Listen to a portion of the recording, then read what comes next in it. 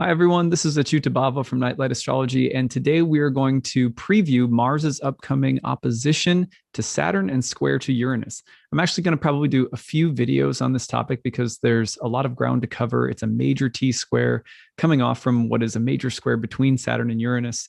So today I want to talk about some of the deeper, let's call them psychological, archetypal lessons that we might be learning as these planets perfect in this T square. But before I do that, let's pop the transits up on the real-time clock. So you can see that we have Mars right now moving into an opposition with Saturn, and then both are in a square with Uranus. Now, I said we'll probably do a few videos on this because as always, there's layers, especially when you get three planets involved, there's layers upon layers of archetypal meaning, and the combinations between archetypes are always multivalent. So looking at them and not only giving you a sense of how they can combine, but what some of the deeper lessons are from a spiritual standpoint. What do we stand to learn, and how can we take this moment as kind of like I would call it a test. I don't think there's a grade necessarily that comes with it, but like a test of our ability to show up with our best, our highest self, our an opportunity to really cultivate the better version of ourselves. These transits are vital for such things because they will test us. They tend to be very intense. So here's what happens. Mars is going to go through the square. You can see the planets lining up. I'm just reorient this.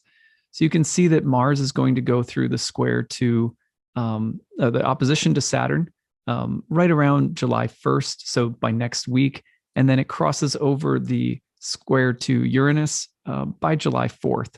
So got, let's say 10, 11 days worth of this transit perfecting and intensifying. Okay, so what to expect from this? And I've written down, quite a few just points really that I think are relevant. So remember, you've got Mars, this principle of action, the god of war. You've got Saturn, who's sort of like the senex and can very easily represent like a more conservative quality, but also the idea of distance and maturity and sobriety and discipline. And also sometimes kind of like a quality of separating things and hard divisions or boundaries between things or people sometimes or groups. And then you have Uranus, this god of revolution and defiance and originality and disruption. So when we combine all of them in a T-square, it's pretty potent. So here are some of the things that I've written down. With Mars, Saturn, Uranus, we have to be careful that, I think many of us would consider ourselves seekers, at least people who take in, astrology content on the regular, consider yourself a seeker. And if you are looking for truth in general, there's something you can run into with this combination of planets that I just think it's something that I've fallen into myself a number of times. I think we can all fall into, so it's worth mentioning. And that is that if we look for truth in our everyday lives only through rejecting everything that we feel like is false, we don't actually ever get to truth. So if we look for truth by saying what everything isn't, or how something is short, or why there's a deficit, or why something is false or inauthentic, or the way in which something, doesn't live up to the standard or the ideal. Of course, it's important to have discernment, and it's important to have kind of a critical eye at times. So we can't deny the existence of the need for critical thinking, or even careful judgment in situations, of determining if someone's intentions are good or not. So there's a role to play for this, but we can sort of pathologically get into this idea that I am made more authentic, original. What makes me valid, or again, sort of the word that comes to my mind is authentic, is the degree to which I'm able to spot, name, and reject things that I feel like fall short or are fake or false.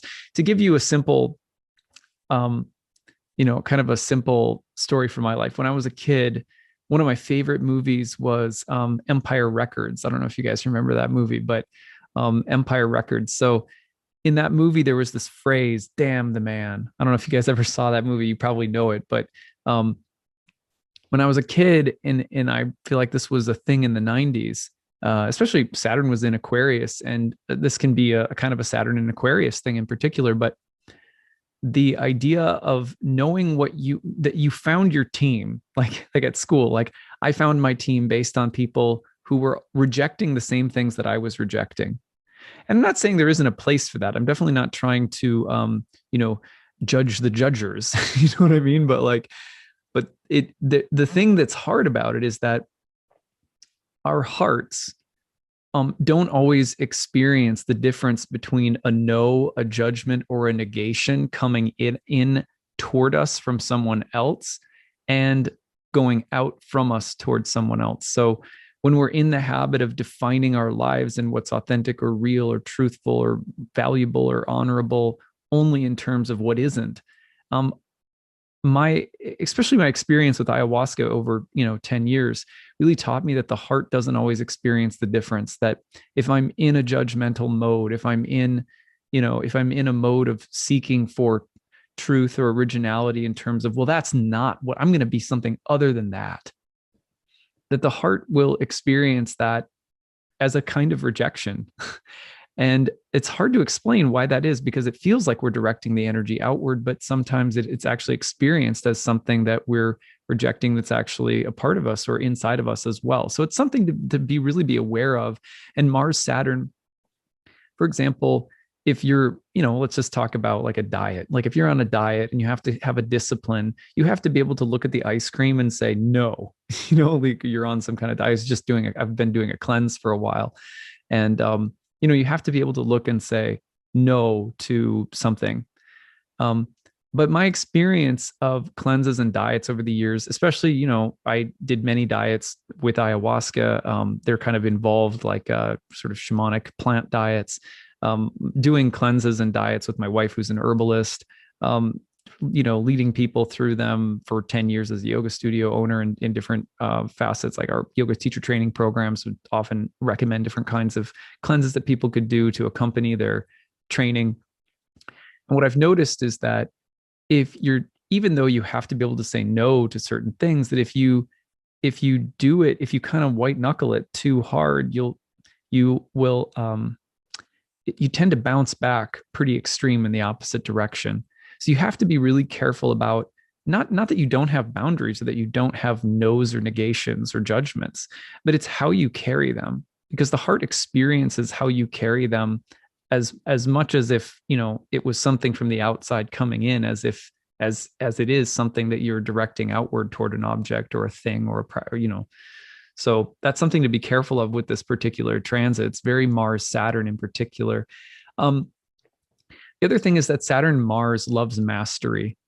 I think, I don't think I'm going to go out on a limb here and say that I would say, broadly speaking, over 10 years, my male clients tend to have more of an emphasis in their lifetime placed on a pressure that they've felt maybe from other men or their parents or their father or society in general to be masterful at something like that if you're masterful at something, it kind of defines it gives your masculine ego a boost. I think this is universal. I think it extends beyond men. So I don't mean to make like just a generic stereotype, but I've just noticed that sometimes this might be more applicable for men than women, but I'm not holding on to that too tightly or anything, but the pressure or urge to like master things.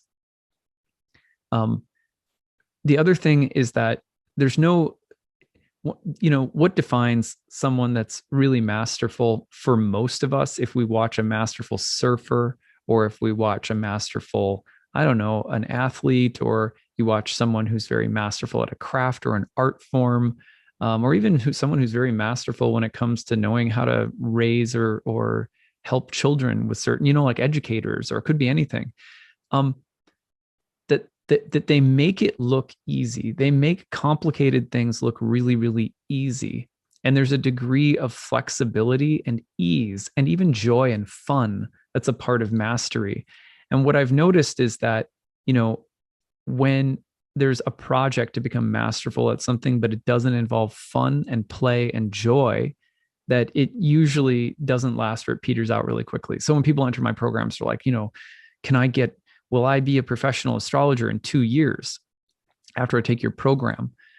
I find that the people who ask that question, not that it's a bad question, but there's a lot of people asking that question that are, they're trying to get to a place that you can only really get to by having fun and not really thinking about getting anywhere. And it's the people who have that attitude studying astrology, for example, that they're still hard workers, but they're not like they're not on a they're not trying to accomplish or reach some kind of level or have some kind of result. And it's that ease that allows them to develop more quickly than people who are really stressed out about getting somewhere in a certain amount of time. And honestly, they could both, both people could kind of maybe spend the same amount of time or energy studying, or, but the person who isn't really attached to outcomes tends to become more masterful because the play is really important for the development of mastery of a skill. And I use loosely. I'm not like some, I don't sit around being like, yes, you're at, 10th degree astrological black belt or something, but you get the idea. So be careful of mastery without playfulness, or cultivation of skills without playfulness. Similarly, this transit can be very anti-authority, anti-respect toward older people or elders, sometimes for good reasons, sometimes not for good reasons. So I'm not saying that, again, there wouldn't be a place for kind of a defiance or a struggle with authority that was really important. But one of the things that I've noticed is that this can bring out almost a compulsive rejection of elders or any kind of authority figure in life, whether it's a boss or someone at work or someone in your field who knows more than you do, or a teacher or a mentor or God or the gods or whatever. The authority of a partner in a given situation, like on a Tuesday night. So, but the compulsive need to challenge, reject, defy authority can be a big part of this transit. And what I want to say is that while there are always going to be positive examples of such challenges, even to our own authority or our own maybe outdated ways of thinking about things, that the more that we take up a kind of compulsive anti-authority position, the more likely it is that we, or the more difficult it is to receive anything of value from people who stand to bless us with something that we do not yet know or that we cannot yet see.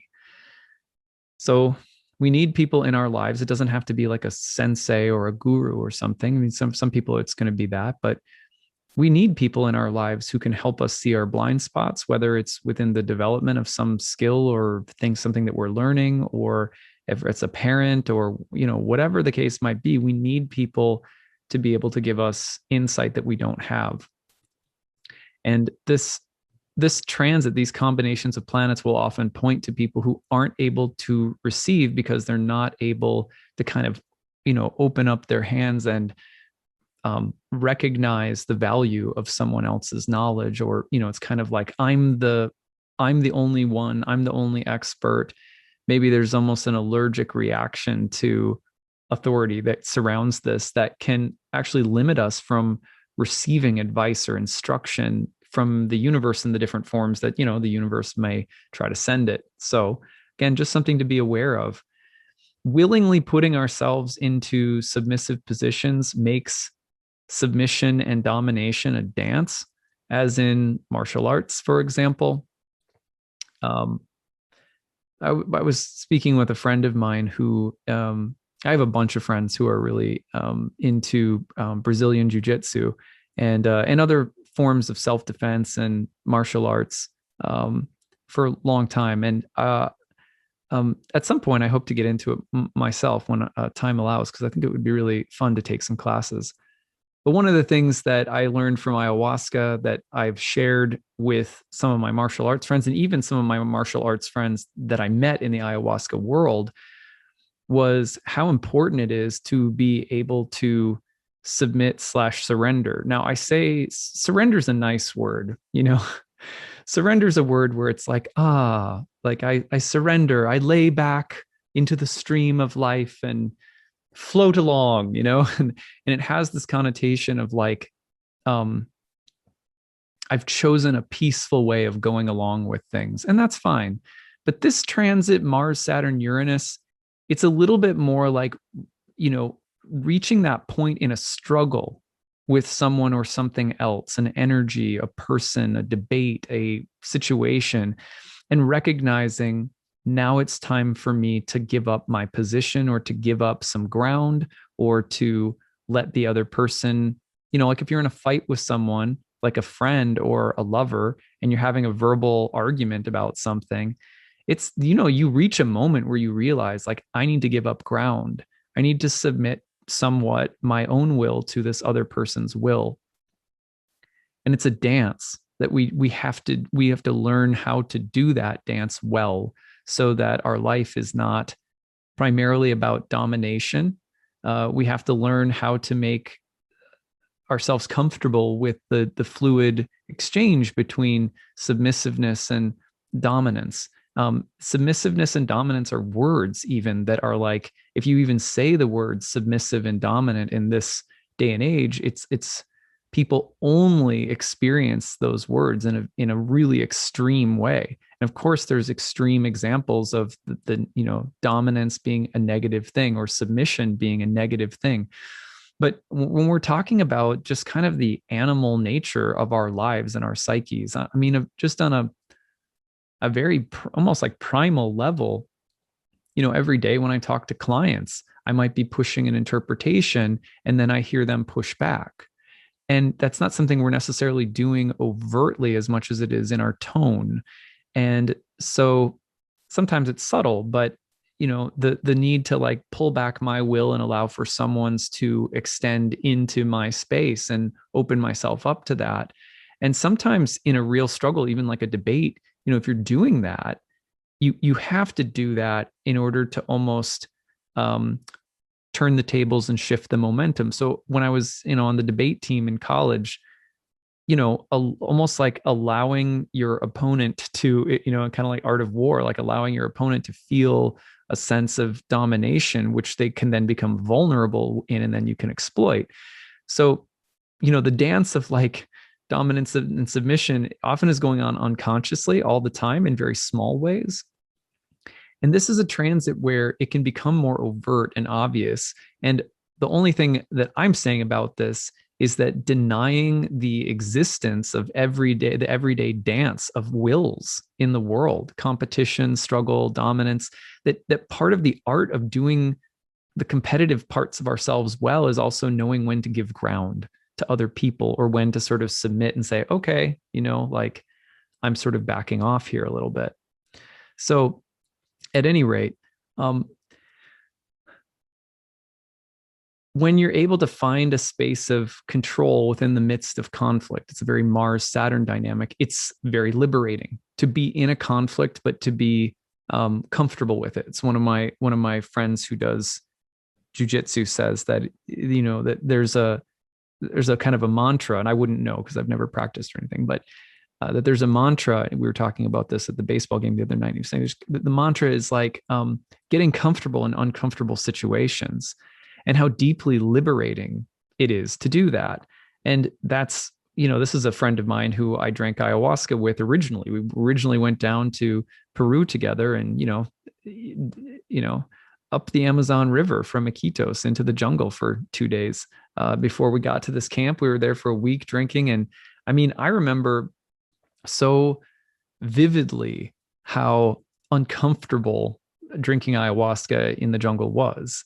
And I remember how when I got used to it and became comfortable with the discomfort of these very intense sort of psychedelic ordeals, that I came back, and it was just easier for me to find a center space in like everyday discomfort.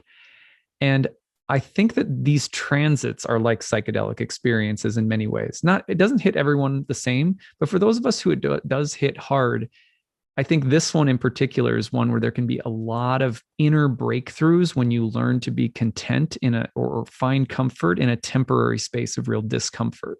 So watch for that. Um, so I also like the idea that you can't look for life with a scalpel. You'll kill the thing that you're looking for. That's a good one. A friend of mine, another friend of mine, a fellow yoga studio owner from Hong Kong. His name's Tom. Maybe I'll bring him on sometime. I really should. You guys would really like him.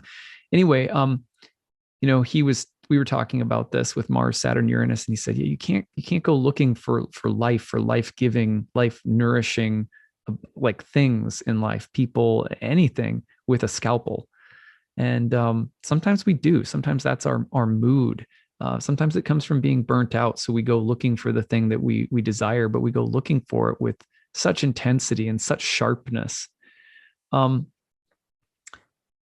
If we only know how to view reality through dominance, then we tend to become one of two types of people: a dominator, because that's how we see it. And of course, in the way of looking, dominance is a paradigm. It's one paradigm among many. It exists co-present with other paradigms that we live in, that we experience.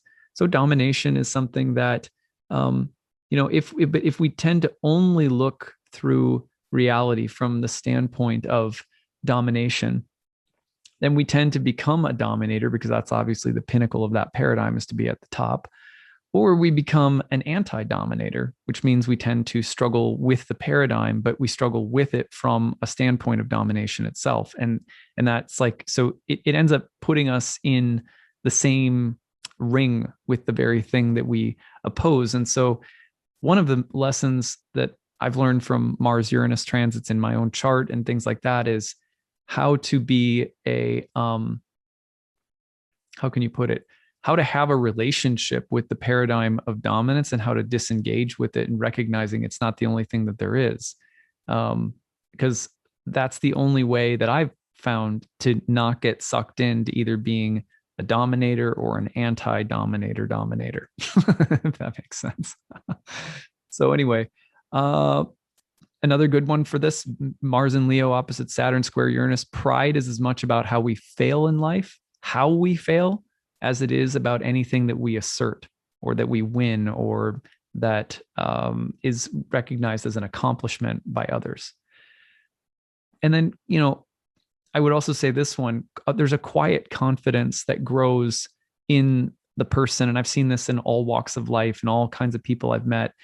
People who, just as the opportunity to really resist something or react to something arises, especially when it feels like you have righteousness on your side, especially when you are kind of in the righteous position, to actively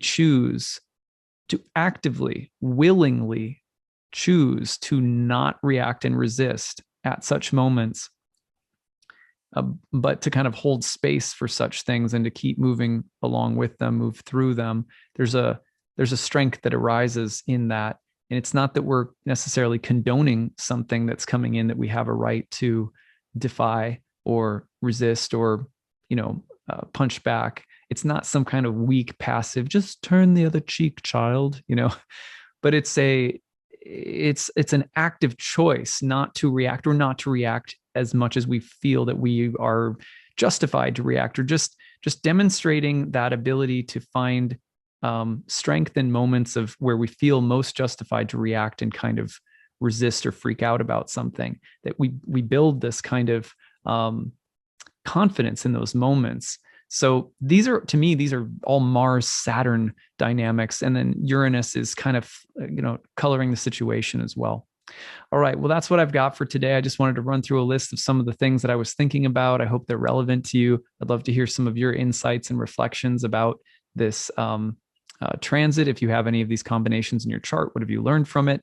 And we will be back tomorrow with more to close out the week. All right. Take care, everyone. Bye.